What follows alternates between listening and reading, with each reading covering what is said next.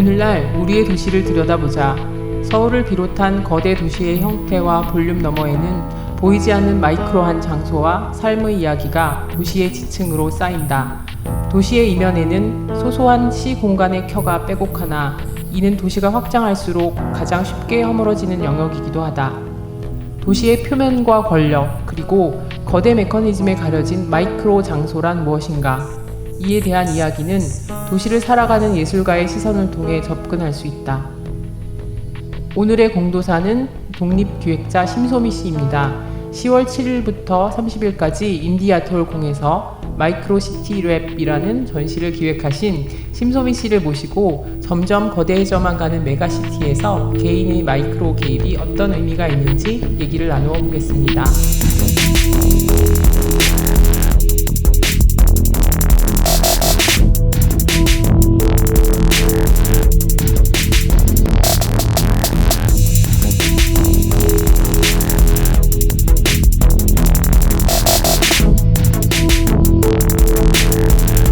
어떤 일에 아주 익숙하여 썩 잘하는 사람을 속되게 소개하는 팟캐스트 공도사.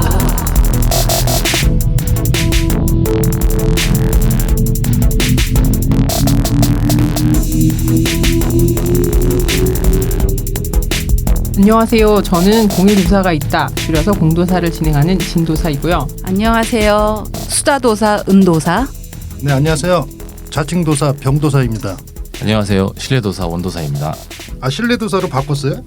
네, 저번에 우리 다 실내도사로 합의를 봤잖아요. 그런가요? 통계도사 아니었나? 통계는 너무 한정적이라. 예. 그리고 통계는 신뢰를 바탕으로 이루어지는. 네? 네. 네. 뭐 한 주 동안 다들 잘 지내셨나요? 네, 좀 바빴습니다. 병도사님 바쁘셨고. 네. 뭐 익산도 좀 갔다 오고 파주도 갔다 오고 파주 가서 술 먹고 익산 가서 술 먹고 뭐 그랬죠 뭐. 예, 진도사님은 어떻게 지내셨어요? 아, 왜 진행을 수다도사가 바른도사님이 진행을 해야지 왜 진행 욕심을 내고 그러세요? 응? 아니 너무 말을 아무도 안 하고 계서 확실히 제가 바로 며칠 전에 본 뉴스인데 아파트에서 사는 사람들이 이제 그 층간 간에 담배 연기 때문에 벌어지는 분쟁들이 실내에서 자기 집 안에서 피는 담배 연기가 그 아파트 같은 경우는 실내 환풍기, 특히 이제 화장실에 있는 환풍기를 통해서 그 같은 동에 사는 사람들의 전체 실내 공간으로 그게 퍼져나가다 보니까 분쟁이 생기는 일들이 좀 요즘에 꽤 있나 보더라고요. 담배를 집안에서 피는 사람과 그 기자가 이제 통화를 했는데 그 사람 얘기 아니 내 방 안에서까지도 피지 못하게 한다면은 나는 도대체 어디 가서 담배를 피라는 얘기냐. 그러니까요. 요즘 담배를 피울 수 있는 데가 없잖아요, 거의. 그렇죠. 예. 바깥에 베란다에서도 못 피고 바깥에서도 못 피고 뭐 길거리에서도 못 피고 하다 보니까 이제 안에 들어와서 담배를 피는데 그것조차도 내 방이라고 해서 나야 완벽한 사적인 공간이 아닌 상황이 된 거죠. 이제 이 도시에서 살다 보니까. 또 그 사람 말을 들으니 안 됐기도 하더라고요. 조금. 뭐 그 사람 또 뭐 하는 얘기 중에 내가 이렇게 세금을 많이 내면서 피는 담배를 내 방 안에서까지 피지 못한다면은. 그러니까 팔지를 말아야지. 만약에 정부에서 진짜로 우리 국민의 건강을 위한 게 진짜 네, 맞아요. 목적이고. 그 짧은 기사 하나 안에 되게 많은 얘기들이 담겨져 있는 것 같더라고요. 그럼 이제 이 창문과 벽으로 구분된 나만의 사적인 공간은 도시에서는 힘든 것인가? 공적인 부분과 사적인 부분의 그 공간이 굉장히 혼재되어 있잖아요. 이 도시에서 산다는 것 자체가. 그런데 이제 그거를 구분해 줄 수 있는 최소한의 보루가 벽과 창문이었다 그러면은 이젠 그것조차도 나의 사적인 공간을 만들어주는 곳이 아니다. 그러면은 이것도 사적인 어떤 개인의 공간에 이제 누군가 개입이 되는 문제와 또 연결이 될 수가 있겠네요.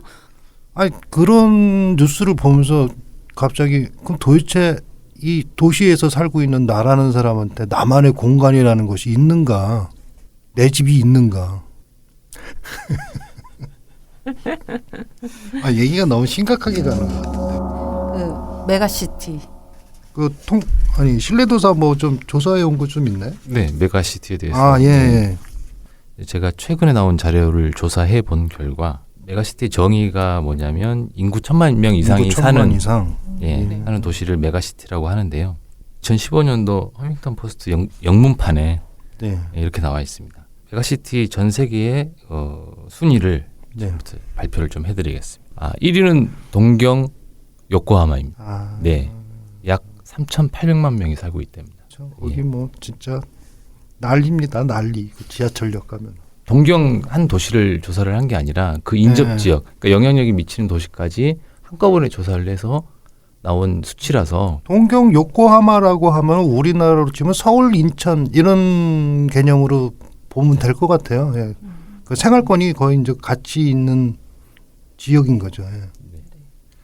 2위는 인도네시아의 자카르타입니다. 자카르타 사람 많네. 네, 약 3천만 명이 살고 있습니다. 3위는 인도 델리고요. 2,500만 명이 살고 있고 4위는 필리핀 마닐라 2,400만이 살고 있습니다. 다 아시아네 지금까지. 예. 그리고 5위는 서울과 인천. 여기 포함한 건 수도권까지 포함인 것 같아요. 네. 지금 약 2,300만이라고 표현하는데 이야, 예. 거의 그러면 인구의 반이 서울, 인천 이쪽 지역에 산다고. 네, 서울, 대한민국. 인천, 경기까지겠죠. 대한민국의 2분의 1이 지금 한 곳에 몰려 있습니다. 그러네요. 예. 6위는 중국의 상하이 2,300만 명이고요. 7위는 파키스탄의 카라치 2,200만. 8위는 중국의 베이징 2,100만이 살고 있고요. 9위는 드디어 미국이 나옵니다. 미국 뉴욕. 야, 그럼 예. 파리까지가 다 아시아네. 미국 뉴욕이 2,100만이 살고 있고요. 10위는 광저우와 포샨, 이것도 약 중국입니다. 2,100만이 살고 있습니다. 여기서 1위부터 10위권 내에 아시아가 9개국이고요. 그나마 미국이 선전을 하고 있습니다. 네. 참고로 다음 그 11위부터 제가 조사해본 건 34위까지 나오는데요. 예. 잠깐 발표를 좀 해드릴게요. 그러면. 예. 11위는 브라질 상파울루고요. 브라질 많은 줄 알았더니 11위밖에 안 되네. 예, 12위는 멕시코시티, 13위는 인도 뭄바이, 14위는 일본 오사카, 고베, 교토 이렇게 합해서 일본, 15위는 러시아 모스크바, 16위는 방글라데시 다카, 17위는 이집트 카이로, 18위는 미국 LA, 19위는 태국 방콕, 20위는 인도 콜카타입니다. 프랑스 파리는 29위를 차지했고요. 파리요? 네, 어, 영국 런던은 32위입니다. 32위면 한 몇 명 정도 사는 거예요? 어, 인구 수도 나오나요? 약 1,000만 명이 조금 넘는다는 거죠. 그래도 32위 많기는 정도는. 예. 그렇구나.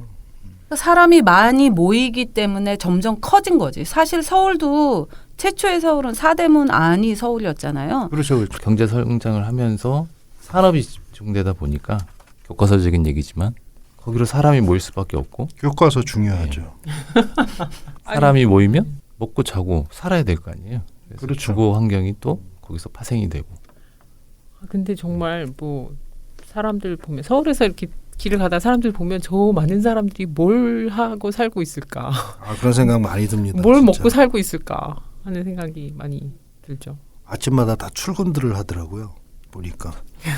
나는 안 하는데. 나도 안 그거 굉장히 하는데. 좀 놀랍더라고요. 풍경이 아침마다 어디 또 갈 데가 있어서 부지런히들 가는 거 아니에요. 늦을까 봐. 아, 늦을까 봐 그것도 막 그걸 바라보고 있으면 참 그 묘한 느낌이 들더라고요. 나는 갈 데 없는데. 우리 삶 속에서 개입되어지는 막 그런 부분들이 있을 것 같고 그 도로명 주소 네, 도로명 주소는 처음 발의된 게 1996년도에 처음 발의가 됐어요. 꽤 일찍 됐네요. 네. 1990. 네. 그래서 이제 김대중 정부, 노무현 정부 이렇게 거쳐가지고 이명박 정부 때 이제 본격적으로 시행을 하기 위해서 나선 거죠. 예. 그래서 2014년부터는 모든 공법 관계에 있는 모든 주소를 도로명 주소로 써라라고 나와 있는데 문제는 이게 이제 정치권 얘기를 안 할 수가 없는데 여당이나 야당이나 동일하게 이 도로명 주소가 아니다, 잘못된 거다라고 발표하는 게 꽤 나와요. 지금 찾아보면 여당인 새누리당에서 발표한 박성중 의원이 얘기한 걸 잠깐 얘기를 해드릴게요. 국정감사에서 도료명 주소 체계에 대해 실패한 정책이라고 지적을 했대요. 이분이. 그래서 도료명 주소를 본격적으로 시행한 거는 2년 9개월 정도 시행을 하고 예산은 4천억 원 정도 투입이 됐대요. 4천억 원이요? 다 돈에 깜짝 놀래. 그러나 국민들이 느끼기에 너무 불편하다. 예. 네. 국민을 불편하게 하기 위해서 4천억 4천억 원을 원을 썼다는 거예요? 그래서 이제 행자부도 민간 영역 지번 주소 사용을 같이 써달라. 행자부에서 얘기를 한 거예요. 국회의원이 질의를 하니까 행자부에서는 같이 써도 된다라고 얘기를 한 거고요. 그래서 더 복잡해졌잖아요. 그렇죠. 그냥 썼던 거 썼으면 익숙해 있기 때문에 오랜 시간 써와서. 그리고 사실 지금 정작 그 우리가 주민센터들은 그 시행이 되고서 이름을 다 바꿨나요? 안 바꿨죠. 제가 사는 동도 무슨 몇 동 주민자치센터 이렇게 돼 있어요. 그렇죠, 그렇죠. 진짜 무슨 노 주민센터가 아니라 저희 사는데도 시흥사동 주민센터지 무슨 그렇죠. 노는 아닌. 예. 근데 정부 시에서 그거를 국민들한테 그렇게 시행해라 하고 그때 한때는 벌금을 물리겠다는 아니, 그런 얘기도 얘기도 들었어요. 있었어요. 예. 그래가지고 저도 겁나가지고 저 홈페이지에 있는 주소를 갖다가 그 도로명으로 바꿨거든요. 괜히 그 벌금 맞을까봐. 우리나라랑 같이 이렇게 도로명 주소를 이렇게 계획을 하고 시행을. 시행했던 나라가 일본인데 일본은 이미 55년 전에 55년 전에 이미 이 제도를 시행을 하려고 많이 노력을 했었는데 정작 사용하는 인구는 0.3%밖에 사용을 안 해서 지금 일본은 이렇게 같이 쓰고 있다고 우리 지금 같은 식 들었어요. 예. 옛날 구주소 방식이에요. 거기는. 그러니까 네. 우리 참 일본 좋아해. 일본 일본은 무조건 일본에서 했던 건 꼭 우리도 따라하는데 그 실패한 걸 알면 그거를 좀 감안해서 뭔가 시행을 해야 되는데 항상 그런 거 상관 안 하고 일본에서 했어 우리도 해야지. 전국에는 또 재미난 도로명도 있어요. 그 청라 국제 신도시가 청라 예. 국제 신도시면 그 송도 송도, 그쪽인가요? 예. 예. 거긴 다 이상해요. 크리스탈로, 크리스탈 사파이어로가 사파이어 좋다. 너무 럭셔리한 거 아니에요? 그다음에 아, 경북 파티는 영주에서 울진까지 이어지는 36번 국도 좌우를 파인토피아로라고 부른대요. 파인토피아로? 네. 그냥 거기는 스트리트나 이런 걸 붙이는 게 더 낫지 않았을까? 근데 그 송도 그쪽도 로나 길로 끝나나 보죠? 예, 맞습니다. 거기 왜? 스트리트로 할 것 같은데 로드나. 송도들 가보셨나요? 말로만 듣고 뭐 안 가보셨어요? 신도시 안 가봤는데. 네. 멀잖아요. 거기 재밌어요. 아니 그냥 외국이더라고요. 외국. 예. 네. 그냥 외국에 왔나? 이런 생각이 좀 잠시 들 정도로. 외국인데 한국 사람이 다니나요? 근데 한국 사람도 사람. 외국인 같아요. 거기 있으면. 그렇군요. 예. 네. 그게 놀라운 거예요. 정작 그 저 초대한 도사님은 안 오시네요? 지금 도착하셨대요. 그래서 아, 골목 예. 찾는 중이라고 합니다. 네. 네. 안녕하세요. 안녕하세요. 네, 안녕하세요. 오늘의 공도사. 네, 오늘의 송소미 공도사님이 씨가. 드디어 오셨습니다. 네, 안녕하세요. 반갑습니다. 저는 이번에 그 마이크로 시티랩이라는 도시 개입 프로젝트를 현재 지금 인디아톨 공과 서울시 여러 외부 장소에서 지금 진행하고 있는 기획자, 독립기획자고요. 심소미라고 합니다. 반갑습니다. 네, 반갑습니다. 예. 오시는데 힘들었죠? 오늘 뭔가 파업인지 뭔가 지하철에서 끊임없이 방송을 하면서 또 뭐 약간 민방위 느낌도 났었는데 잘 뭔지 모르겠어요. 굉장히 뭔가 약간 혼란? 선전적인 방송이 계속 있었어요. 네. 그래요? 그리고 지하철은 거의 지금 예. 15분에 한 대씩 지금 제가 지금 대학로에서 오는 길이어가지고 네. 한 번을 갈아탔는데 그래서 이거는 되게 또 낯설다. 갑자기 지하철에서 이런 일들이 아직 있구나. 그런 걸 경험하면서 네. 개인적인 생각이지만 더 불편해도 된다고 생각해요. 뭐 누가 들으면 욕하겠지만은 이 서울의 안에서의 삶 중에서 그거에 종사하는 사람들이 어떤 좀 더 좀 인간다운 삶을 살 수 있는 상황을 만들어지는 게 더 중요하지 않나라는 생각을 합니다. 진짜. 굉장히 사고가 난 건 아닌가? 사고는 아닌 것 같고 근데 또 대학로에 총파업 오늘 그 시위도 있었거든요. 그래서 뭔가 아마 연계돼 있는 것 같은 느낌도 오늘 있었어요. 네, 전반적으로 우리 요즘 최근에 이제 좀 사회가 굉장히 혼란스럽다는 생각이 굉장히 많이 드는 것 같아요. 뭐 이대에서도 지금 뭐 학생들이 계속 예, 맞아요. 하고 예. 있고 이런 불안한 시기에 우리는 꿋꿋하게 각자의 할 일들을 하는 것이 바람직하지 않나. 힘들어요, 그러기가. 맞아. 자꾸 옆에서 좀 그렇긴 하지. 말씀하신 그게 생각이 나는데 제가 6월달에 합정지구에서 컬랍스라는 네네. 오늘날 우리 시대의 붕괴에 대한 전시를 기획을 했었는데요. 그때 참여했던 작가 중에 지금 현재 제주도에서 거주하고 연미 작가의 작업이 어떤 신문에서 다루고 있는 시대적인 뭔가 붕괴나 불안한 정서에 대한 어떤 문구들을 그 문구만 놔두고 나머지는 다 연필로 흑연으로 다 새까맣게 칠해서 신문 전체가 사실은 이제 검게 지려지고 문구만 남겨진 상태였는데 그때 좀 인상적이었던 2007년 8년 신문이었거든요. 근데 그 문구들이 다 최악, 뭐 이렇게 최악의 붕괴, 최고 위기 그런 부분들이 써 있었어요. 근데 오신 관람객들이 다 이제 작업을 보시고 이거 요즘 신문 맞죠? 예. 그러셨거든요. 그래서 지금 우리가 느끼고 있는 이런 지금 시대적인 정서가 10년 넘게 지금 계속 매해 지금 계속 최악을 느끼고 있는 듯한 그런 좀 느낌이 있는 것 같아요.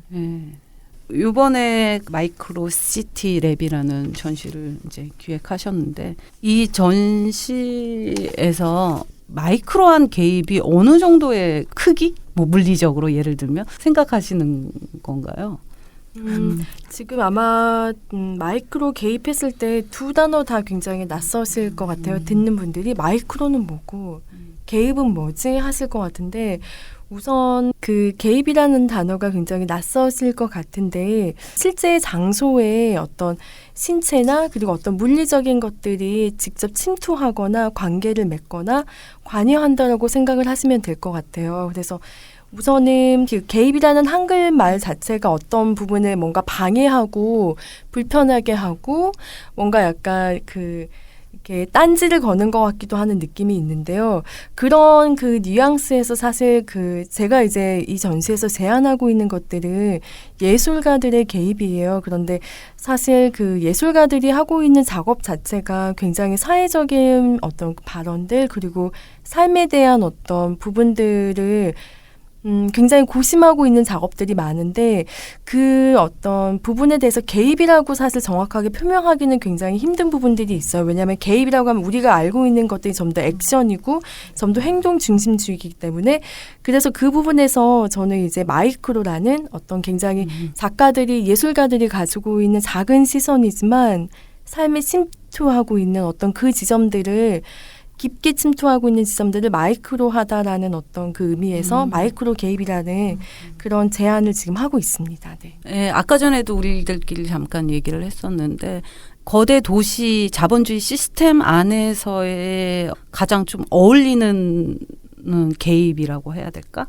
왜냐하면 지금 우리가 이 도시 안에 살면서 서로 사실은 너무 과도한 개입이나 개입받고 개입하거나 이런 걸 다들 원치 않나 하거든요. 여기 바로 오기 전에 제가 제사다 탕트라 쿤 윙이라는 태국 작가의 개입 작업을 제가 대신 진행을 하고 왔는데요. 그 작업은 아르코 미술관 벽면에 벽돌을 가장한 가짜 스티커를 붙이는 작업이에요. 그래서 어떻게 보면 물성으로 보면 정말 너무 여리고 가볍고 쉽게 뜯기고 하는 물성인데요. 그 스티커를 벽돌을 가장한 가짜 스티커를 진짜 벽돌 건물에 붙이면서 작가가 사실 얘기하는 거는 지금 현재 우리 도시 표면이 무엇으로 이루어지는지를 한번 지나가면서 한번 보세요 그 얘기인 거거든요.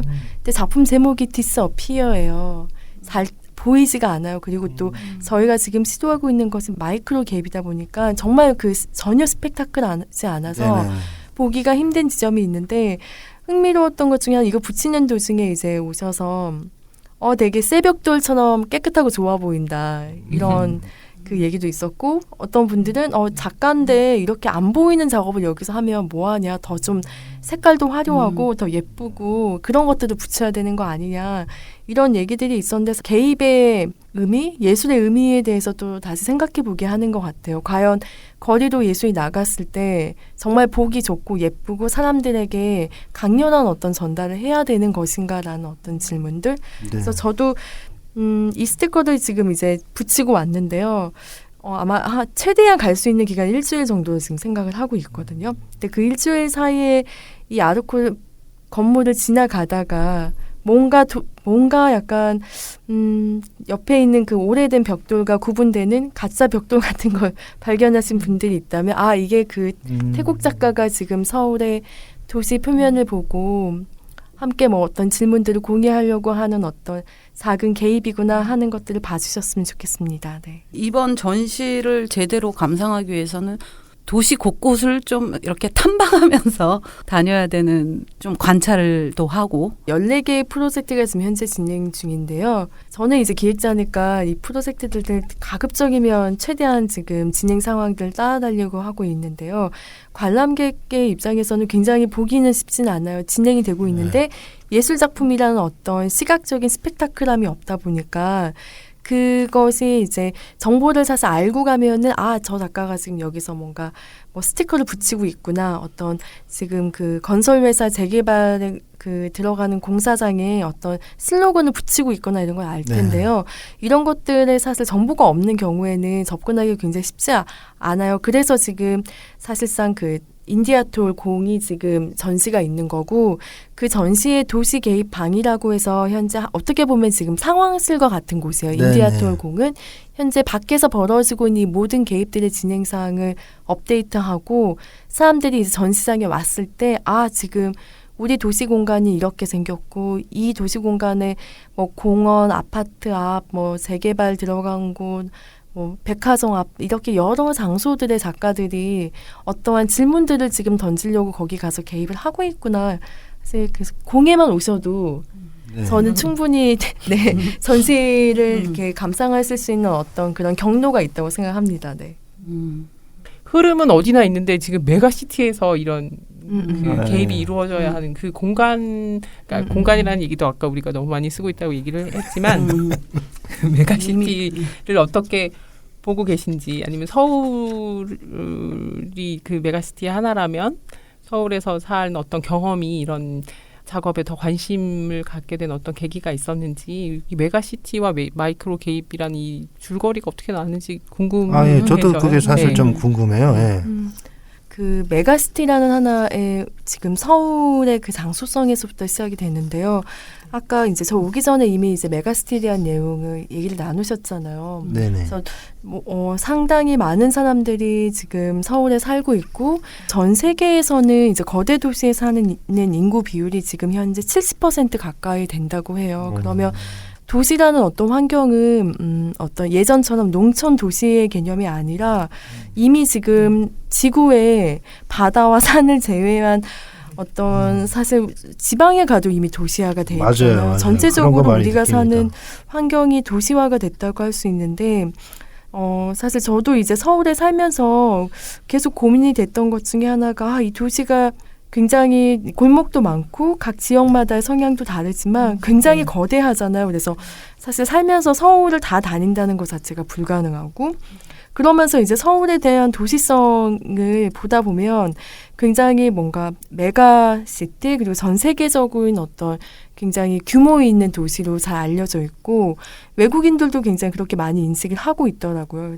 그래서 이 도시를 알기 위해서 메가시티라는 어떤 리서치부터 시작을 했어요. 그래서 그때 리서치의 시작에서 서울과 비슷한 어떤 지금 현재 도시가 굉장히 가속화되면서 변화하고 있는 곳들 사실 이 서울이라는 그 도시를 보면 굉장히 특수한 케이스죠. 전후 이후에 급속하게 지금 확장이 되고 있고 현재도 지금 계속 확장이 되고 있는 상태인데요. 그 메가시티 도시 리서치 하신 거 보면은 여기에 유럽의 도시는 또 없어요. 네, 그렇죠. 굉장히 아이러니한 게 파리, 런던, 우리가 알고 있는 베를린 다 세계 10대 도시 안에 들어가지 않습니다. 왜냐하면 도시 구역 자체가 그 기존 예전에 어떤 도시가 형성된 그 모델을 따라서 어떤 구역 영역 자체를 보존을 하고 있고 이 도시가 과대하게 확산이 되는 것 자체를 이렇게 막고 있기 때문에 하나의 도시가 그 볼륨이 그대로 유지될 수가 있는데 아시아의 도시 같은 경우는 굉장히 기하급수적으로 지금 더 점점 확장이 되고 있죠. 그리고 확장이 되기 위해서 무수한 이제 작은 골목이나 무수한 작은 영역들이 계속 파괴가 되면서 가속화가 되고 있는데 그 지점에서 이제 아시아 도시들 리서치를 다녀왔어요. 그게 작년 겨울이었고요. 그래서 한국과 비슷하게 지금 현재도 굉장히 가속화되면서 확장되고 있는 도쿄를 제외한 도쿄는 굉장히 오히려 유럽의 도시와 같은 안정된 어떤 도시 유형을 가지고 있다라고 파악을 했고요. 그래서 선택한 도시가 베이징, 홍콩, 그리고 타이페이 이렇게 지금 선전은 지금 이제 홍콩이 지금 중국에 이제 다시 반환이 되면서 선전이라는 하나의 도시가 심천이라는 도시가 지금 엄청나게 그 중국의 GDP를 이끌면서 거대 도시 하나의 또 그 뉴타운에 지금 그 모델을 이끌어가고 있는 상징적인 그 중국의 도시인데요. 이렇게 네 도시 리서치를 다녀왔어요.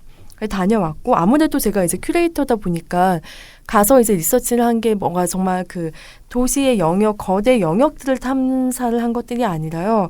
이 그 거대 도시 안에 있는 예술가들을 제가 추적해 다닌 거죠. 네. 건축가, 디자이너, 예술가들을 따라다녔는데 이 작가들이 정말 그 각 도시마다 아주 그 작은 영역들에 곳곳에 숨어 있는 거예요. 그러니까 서울에서의 그런 예술가들이 좀 더 많이 모여 있는 동 지금 현재 뭐 물레동, 망원동 그리고 양편도 지금 어떻게 보면은 굉장히 마이크로한 하나의 그 제임스 쉔이라고 그때 피플 자켓텍 오피스의 그 예, 베이징 건축가가 그 양평동에 있는 이제 이 공이 위치한 공장 건물에 방문했을 때 저하고 나눈 얘기가 이 공장 자체가 어떤 마이크로 시티 같다. 이 안에 20개의 동장이 모여있고 이 안에 그 엄청난 제작이 지금 이루어지고 도시를 작동시키고 있는 이 작은 이 공장 하나가 마이크로 시티 같다는 얘기를 했었는데 제가 이 메가시티 리서치를 하면서 결국에 경험했던 거는 우리가 규정하고 있는 거대 도시라는 하나의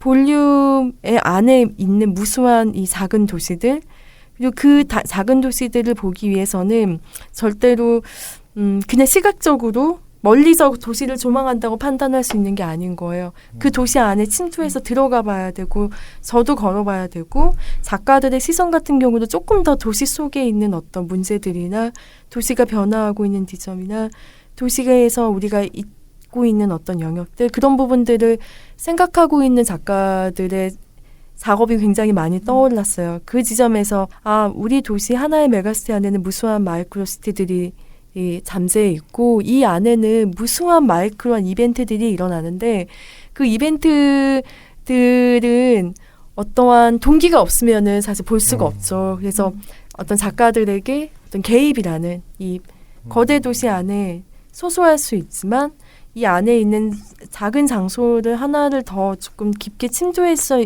볼 수 있는 방식이 있지 않을까 해서 이제 마이크로 시티 랩이라는 하나의 실험실과 같은 개입의 어떤 방식을 제안을 하고 그러면서 이 전시에서는 관객들에게 각각의 작업을 사실 모티브로 해서 우리 도시에 어떠한 장소들이 있는지 그리고 어떠한 변화들이 일어나고 있는지 그리고 우리가 생각하지 못했던 어떠한 이면들이 이 안에서 있고 예술가들의 상상력을 통해서 무엇을 우리가 또 더 다르게 생각해 볼 수 있을지 아니면 더 발견하고 도시를 더 발굴할 수 있을지를 제안하고자 합니다. 네. 어떻게 보면 아까 우리가 소개해 드릴 때 얘기했던 도시에 녹아있는 시 공간의 켜라는 거를 바로 설명해 주신 것 같은데요. 그 도시라는 것 자체가 어떤 역사의 산물이잖아요. 어떤 그 시간이 녹아있는 그런 공간인데 그 공간에서 그 시간을 다시 찾아보는 그러니까 지금 현대에 이루어지고 있는 어떤 급속한 변화가 아닌 시간을 찾는 어떤 노력이라고 봐도 될까요? 네, 이 안에 켜가 너무 무수해서 네. 참 이 켜들 하나하나를 저도 지금 전시를 진행하면서 보고 있는 것 같아요. 저도 작가들의 예를 들어서 이하람 작가는 인디아톨 공이 위치한 이 양평동의 그 거리의 냄새들을 하루에 거의 막 7, 8시간씩 열흘 동안 걸어 다니면서 그 냄새들을 맡고 그 냄새들에 대한 인상을 작은 어떤 스티커식으로 거기에 1cm의 스티커로 인상을 붙였는데 그 문장 하나하나가 굉장히 시적이에요. 이렇게 나무를 지나가면서 맡은 냄새에서 어떠한 그 단어들, 어떤 굉장히 문학적인 감성들을 이 작은 스티커 안에 녹여냈는데 그런 작업들을 보고 있으면 이렇게 저한테도 굉장히 많은 그런 생각들을 들게 해요. 아, 내가 우리가 살면서 사실 모두 다 너무 바쁘기 때문에 이게 정말로 어떠한 큰 일이나 뭔가 어떤 사건이 없으면 지나치는 것들이 너무 많잖아요. 네. 그런 그 지나침 속에 가려져 있는 교시의 지층 같은 거를 더 예민하게 발견할 수 있는 사람들, 작가들, 아무리 바빠도 그 예술이라는 하나의 그 고민점을 두고 계속 삶을 끊임없이 관찰을 하고 있잖아요. 그래서 그 지점에서 조금 예민하고 더 섬세하게 이번에 이제 개입이라는 방식을 통해서 마이크로하다라는, 마이크로한 장소라는 어떤 표현을 쓰게 된 것 같아요. 굉장히 걷는다라는 그 행위가 굉장히 중요해질 것 같은데요. 혹시 맞아요, 네. 많이 걸어 다니시나요? 저도 많이 걷는데 작은 골목들을 잘 걸어다지는 않았던 것 같아요. 이게 네. 그냥 이렇게 뭔가 배회하듯이. 그런데 아무래도 이제 이 프로젝트를 진행하면서 굉장히 작은 골목들을 요즘에 뭐 염리동 그리고 얼마 전에도 이제 관악구의 그 평상 작업, 건축가의 평상 작업 때문에 또 언덕도 올라갔다 오고 그리고 이제 해외 작가들이 서울에 와서 하는 작업들 때문에 여러 이제 또 골목들을 다니게 되는데 골목들을 갈 때마다 사실 굉장히 낯선 느낌들이 있어요. 이 건물 뒤에 가려진 이 골목 하나에 너무 많은 그 삶의 얘기들이 흘러가고 있는 거예요. 그거 볼 때마다 내가 정말 우리 도시를 너무 모르고 있구나. 그래서 전시 안에서는 여러 그 걷는 프로그램을 제안을 하고 있어요. 지금 현재 이번 주 금요일 날 송도 피크닉 그 언메이크랩하고 지금 송도 피크닉이 예정이 돼 있는데요. 그것 같은 경우도 사실 송도 하면 스마트 도시. 굉장히 이론적이고 건조하고 별로 가고 싶은 도시는 아니잖아요. 호기심은 있지만 과연 그 송도 사시는 분들이 들으면 이거 화내겠습니다. 맞아요. 네, 그게 약간 그러니까 어떤 미래 도시가 가지고 있는 하나의 오해일 수도 있는데요. 이 언메이크랩이 제안하는 게 삶의 공간으로서의 송도를 정말 피크닉 가듯 놀러를 한번 같이 가보자 해서 송도의 그 일상을 한번 그냥 걸어보자 그 제안이에요. 예. 걷는 프로그램들이 이제 송도 피크닉 있고 일요일 날 그 리슨 투 더 시티가 그동안 계속 그 보존 운동을 해왔던 지금은 이제 없어졌는데요. 그 옥바라지 골목. 네. 옥바라지 골목까지 걸어가는 그 프로그램이 이번 주 또 일요일 날 있습니다. 네, 맞아요. 그 도시에서 산책하기는 사실 쉽지는 않죠. 사실 뭐 공기가 좋은 것도 아니고. 근데 어떻게 보면 요즘 서울에서 청계천 이후로 그러니까 그쵸. 서울을 이렇게 걷게 하기 위해서 여러 가지 뭐 계획들을 이제 정말 이렇게 실천하고 있는데 그게 어떻게 보면 이미 이렇게 사람들이 다니고 있는 길, 사람들이 좋아하는 길을 약간 억지로 없애면서 이렇게 큰 계획 아래 그런 것들을 억지로 만들고 있는 게 아닌가 하는 생각이 둘레길 들면서 특히 네. 주민들 맞아요, 너무 둘레길. 싫어하는데 사는 사람들은 정작 너무 불편하고 너무 네, 시끄럽고 그런 거 아주 그냥 불만이 많은데 이게 결국 누구를 위한 것인가 좀 중요한 것 같아요. 어떤 일에 아주 익숙하여 썩 잘하는 사람을 속되게 소개하는 팟캐스트 공도사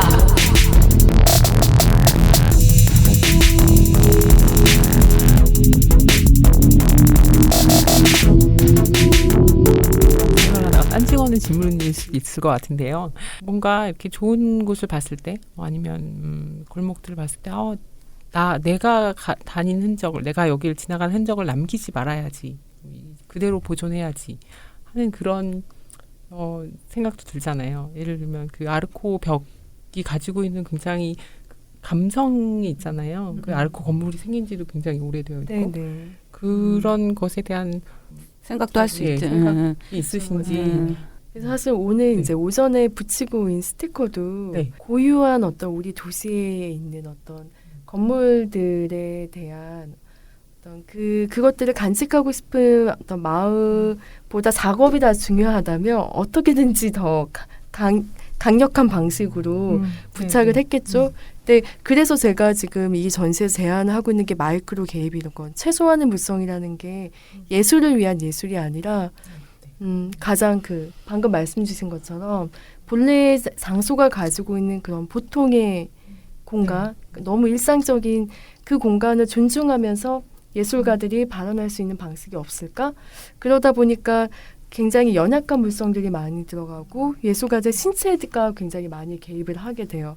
스티커 같은 경우도 계속 고민을 했어요. 뭔가 왜냐면 이 옆에 그 아르코 건물을 보면 참 안타까운 게 그 김수광 건축가의 그 원작의 그 붉은 벽돌의 색감 사이에서 시선을 굉장히 조금 뾰또롱하게 만드는 지점들이 있는데 보수한 흔적들이에요. 근데 보수한 그 벽돌이 원래 그 붉은 색깔이 아니라요. 약간 좀 누가 봐도 너무 차이가 나게 제대로 그 보수가 안 돼 있어요. 이런 걸 보면 심지어는 우리가 되게 그 건축 문화, 중요한 건축 문화 유산이라고 여기는 것조차 이렇게 너무 배려하지 않은 어떤 방식으로 지금 보수를 해놓은 건데 그런 지점들이 사실은 저는 예술가들의 작업하는 모티브라는 게 옆에 이제 스티커를 붙여놓고 사람들이 건물 표면을 보게 되는 거죠. 보면서 여기가 이렇게 보수가 됐고 이렇게 보수하면 안 되는데 그런 생각들을 하기도 하고 원래 벽돌이 이렇게 울퉁불퉁하고 많이 낡았구나 이런 것도 보게 되고 그런 여러 가지 이 표면 안에서도 관찰할 수 있는 지점들 네. 그래서 그러다 보니까 이 마이크로 개입의 작업 중에 굉장히 지속력이 없는 작업들이 많습니다. 네. 아니 근데 제가 또 궁금한 게 그러니까 특히 미술이라는 건 시각 예술 쪽에 초점이 맞춰져 있잖아요. 최소한의 개입을 하다 보니 아무래도 시각적으로도 좀 덜 드러나는 작업들의 성향을 띠게 되잖아요. 그런데 사실은 시각 예술 안에서는 어떻게 되면 치명적일 수가 있는 부분이거든요. 그 부분에 대해서는 뭐 어떻게 생각하시는지. 말씀하신 거 들으면 예를 들면 개념 미술 같은 경우도 네, 그렇죠. 그러니까 텍스트 자체가 미술인 경우도 많잖아요. 사실 지금 현재 우리 현대미술에서 시각성이라고 하는 거는 정말 그 시각적인 감각뿐만 아니라 예술가들이 그 감각하고 있는 어떤 지적인 감각, 개념적인 감각 이런 부분들을 다 포괄해서 어떻게 보면은 시각성이라고 간추려 사실 말을 하는 걸 수도 있는 건데 사실 제가 이제 이 전시 아까도 저희가 그 메가시티 거대 도시에 대한 얘기를 나눴잖아요. 보면은 요즘에 또 그 현대 미술의 그런 전시 형태에서 또 하나 이제 굉장히 국제적으로 파급력을 이룬 것 자체가 도시 공간 전체를 전시장으로 쓰는 것들, 도시를 하나의 전시를 통해서 예를 들어 뭐 비엔날레, 아트페어, 심지어는 아트페어도 지금 도시 전체에서 많이 열리고 있고, 그리고 도시를 스크린화해서 굉장히 스펙타클하게 다루려는 프로젝트가 굉장히 많아요. 그리고 사람들의 관심도 많이 받고 있고 도시 마케팅 쪽으로도 굉장히 성공적인 사례가 많아서 국내에서도 많이 벤치마킹을 하고 있는데요. 이 전시는 사실 그러한 어떤 스펙타클에 좀 더 거리를 두고 있어요. 그러니까 지금 우리가 어떻게 보면은 그게 하나의 어떤 시대적인 하나의 그런 전략일 수도 있겠지만 그거를 전부 다 동조하고 따라가기보다는 다른 방식으로 예술가들이 가지고 있는 감각들을 드러낼 수 있지 않을까? 그래서 저도 지금 말씀 주신 그런 너무 시각성이 떨어지는 거 아니냐 그 질문을 여러 번 들었어요. 그리고 저도 많이 고민을 하고 있는 지점인데 근데 사실 고민을 하다 보면 사실 이 전시를 기획했던 지점에 스펙타클에서 거리를 두려고 했던 게 있어요. 이게 너무나 스펙타클하기 때문에 보이지는 않는 것보다는 과장된 스펙타클을 좀 버리고 과장된 개념들을 버리고 본래 장소에 집중하면서 작가들이 가지고 있는 어떤 관심사들을 그 과정을 공유할 수 있는 방식이 없을까? 그 고민에서 지금 하고 있는 작업이어서 네, 이 전시를 통해서 다른 방식들을 지금 현재 실험하고 있다고 생각을 하고 있습니다. 그래서 저는 이 전시가 굉장히 학문적인 접근이 되게 강하다는 느낌도 좀 받았어요. 근데 이런 부분도 저는 필요하다는 생각은 하고는 있고, 그래서 좀 그 큐레이터의 역할이 다른 전시에 비해서 조금 굉장히 좀 해야 될 일이 많은 그런 전시가 아닌가. 왜냐하면 다른 전시 같은 경우는 개념이 있고 그거에 걸맞는 작가들이 있고 그래서 그거를 이제 전시를 해서 이제 뭐 평가를 받거나 막 이런 정도로 끝나버리는데 이거는 진행형인 상태이고 계속 전시 한 달 내내 그리고 이전에 어떤 그런 연구 과정이나 모든 걸 봤을 때 그리고 또 큐레이터 입장에서 이 전시를 전체적으로 그렇게 좀 설명해 줘야 되는 그런 부분도 또 많은 것 같고 굉장히 힘드실 것 같은데 뭐 건강 괜찮으세요? 네, 많이 안 드시는 것 같아서 항상 가끔 보면 이게 사실 약간 매일매일 그 작가들의 작업이 밖에서 거리에서 벌어지고 있고 뭐 사실 또 만약에 스티커 떨어지면 제가 이제 이거 처리하러 안고 또 가야 되겠는데요. 그러다 보니까 긴장을 이렇게 놓고 있을 수 없는 상황은 맞아요.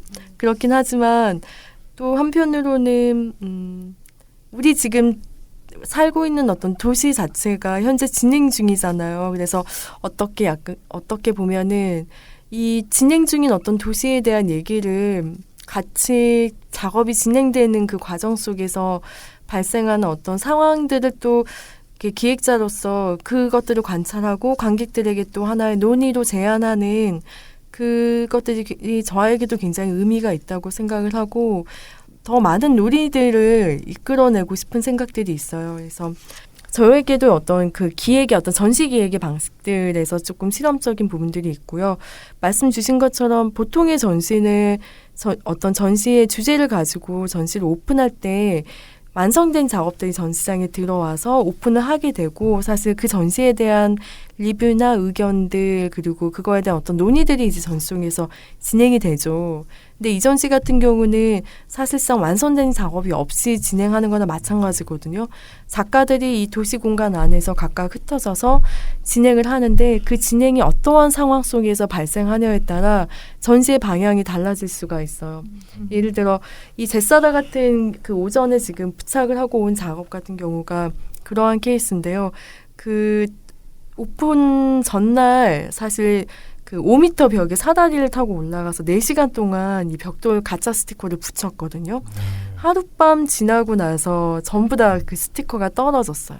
그 상황에서 제가 고민을 많이 했던 거는 이제 이 태국 작가 분명히 이 접착으로 붙이면 된다 그랬는데 왜 안 되지? 작가가 너무 책임감이 없는 거 아니야? 그런데 또 한편 생각해 보면 이 태국 작가가 어떻게 한국의 이 벽돌의 컨디션을 이 한 30년 넘은 벽돌에 어떻게 반응할지에 대해서 어떻게 그 모든 상황들을 예측할 수가 있겠어요. 그래서 그런 그 화이트 큐브 안에서 미술은 정말 자유로울 수 있지만 도시 공간에서의 예술이라는 거는 그 장소의 어떤 환경과 그리고 사람들의 어떤 관계들 그리고 그 예측할 수 없는 누가 다 뜯어갈 수도 있고 여러 관계 속에서 예술 작품들이 발견되고 예술 작품들이 존재할 수 있고 그 관계망 안에서 예술 작품들에 대한 논의가 생기겠구나 그런 지점들이 지금 현재 각각의 프로젝트마다 다 있는 거죠. 또 지금 말씀하신 것 중에 도시 공간 안에서 자유로울 수 있는가 하는 문제. 도시 공간이 공적인 공간이잖아요. 그래서 어떤 개입이 일어날 때 혹시 어떤 허가를 받는다거나 하는 어떤 그런 절차가 필요한 작업이 있었는지. 그래서 마이크로에 굉장히 충충적인 의미가 사실 있는데요. 네. 여기서 제안하고 있는 마이크로가 사실 특히 한국의 도시공간, 요 근래 우리의 도시공간은 굉장히 많은 규제들이 생겨나고 있죠. 뭐 시위 같은 경우에도 더 여러 가지 이제 조건들에 의해서 그 시위를 합법화하기도 하고 불법화하기도 하는 그런 규제들인데 지금 어떤 사회적인 상황 안에서 우리가 느끼고 있는 어떤 그 삶에서의 규제도 저는 굉장히 자유롭다고 생각은 하지 않고 있거든요. 그래서 아까 이제 화이트 큐브에서 자유롭다고 얘기한 거는 말씀드린 거는 정말로 그 백색 환경에 작품만을 위해서 존재하는 그 무색무취의 공간, 작품을 위해서 존재하기 때문에 작품이 정말 마음껏 드러날 수가 있어요. 근데 도시 같은 경우는 너무 많은 그런 법적인 제한도 있고 그런 규제들이 있기 때문에 예술 작품이 밖으로 나갔을 때 사실 이 합법인가 불법인가에서부터 이제 그 해결을 하지 못하면 작업을 할 수 없게 되거든요. 그래서 이 전시에서는 사실상 전반적인 작업은 사실 불법이고요. 그 불법일 수 있는 이유 중에 하나는 너무 마이크로하기 때문에 사실상 불법이라고 얘기하기에도 너무 애매해요. 네, 스티커고, 네, 주로 이렇게 그 작가의 신체가 개입되어 있고, 약간 이렇게 강박적인 어떤 작가의 반복적인 개입이지만 그 신체가 들어갔다가 또 빠지기도 하고 해서 어떻게 보면은 저는 이 그 마이크로한 물성, 최소한의 물성이다라고 얘기를 하고 있는데 이런 부분을 통해서 우리가 일상 공간 속에서 느끼고 있는 억압과 규제로부터 작가들의 상상력을 이 마이크로하기 때문에 좀 더 자유롭게 보일 수 있지 않을까? 예를 들어서 그 줄리안 꼬아니가 프랑스 작가가 지금 그 재개발이 들어간 건설 회사에 그 재개발 공사를 하고 있는 건설 회사의 홈페이지에 있는 슬로건들, 뭐 프리미엄 라이프, 뭐 얼번 오아시스 이런 그 슬로건들을 물감으로 그 종이에 그 까만색 물감으로 그 슬로건을 써서 지금 벽에다 붙이고 다니는 프로젝트를 하고 있거든요. 근데 만약에 그거를 스펙타클하게 드러내고 싶었다. 그러면 간판으로 이렇게 사람들에게 크게 제작을 해서 하면 되겠죠. 그렇지만 그렇게 하려면 이제 건설회사하고도 얘기를 해야 되고 여러 그 거리 그렇죠. 네. 서울시하고도 해야 되고 어떤 그런 규제들이 많잖아요. 그래서 사실 거기서 조금 비껴나가서 우리가 생각하고 있는 문제와 그런 규제로부터 비껴나가면서 자유롭게 표현할 수 있는 방법, 그렇기 때문에 작지만 저는 발언하는 방식이라고 생각을 하고 있습니다. 게릴라전이라는 사실 단어가 생각이 이 안에 게릴라적인 요소도 굉장히 많이 있습니다. 네. 이 전시는 이제 고정된 전시가 아니라 진행형이라는 전시 형태라는 게 저는 개인적으로 굉장히 좀 마음에 들고 제가 좀 새로운 걸 배우게 된 것 같아요. 아, 이런 식으로도 진행형의 전시를 할 수 있구나. 아, 병도사님 뭐 하고 싶으신 말 없으십니까? 아, 다 성함이 도사님으로 있으세요? 예. 네. 자칭 병도사님. 네. 뭐 저는 이번 마이크로시티랩 좋았어요. 그러니까 그런 말이 참 그 무책임한 표현이긴 한데 뭐 굳이 비교를 하자면은 이렇게 포크막 페스티벌을 구경하는 듯한 느낌이라고 할까? 그 참여한 그 밴드 하나하나는 가장 소박한 악기 구성을 가지고 자기 소리를 내지만은 그 전체가 합쳐졌을 때 하나의 페스티벌이 만들어지는, 그리고 그걸 만드신 분이 이제 심소미 씨고, 제가 또 포크 음악에 굉장히 애적을 많이 갖고 있거든요. 왜냐하면 가장 그 어떤 소박하고 간단하고 경제적인 그 구성으로 가장 강한 얘기를 할 수 있는 것이 또 그 음악의 장르라고 생각해서 이번에 뭐 밥 딜런도 큰 상도 타고 그랬잖아요. 그게 바로 이제 포크 음악의 저는 큰 매력이 아닌가라고 생각을 하는데, 가장 소박한 얘기들을 다 끌어모아서 하나의 커다란 페스티벌을 하나 만드신 것 같은 그런 느낌의 이제 전시 느낌을 좀 받았거든요. 그러다 보니까 일반 관객들이 관람 포인트라고 할까? 그냥 그 자기 주변을 좀 둘러보자라는 것을 느끼고 가면은 좋지 않을까라는 그런 생각이 들거든요. 우리가 하루를 살면서 목적 있는 그 마지막 공간에 대한 생각만 갖고 살지, 그 중간에 지나치는 것들은 아무 의미 없이 극장에 가고 집에 가고 술집에 가고 거기 가서 무엇을 할 거라는 것만 생각을 하고 거기만 가서 그 공간을 즐기지, 그 지나치는 공간 안에 무엇들이 있는가라는 걸 그런 예술가들이 개입을 해서 이런 것들이 있다라고 한번 보자. 참 건전한 말씀 하시네요. 예. 너무 건전한.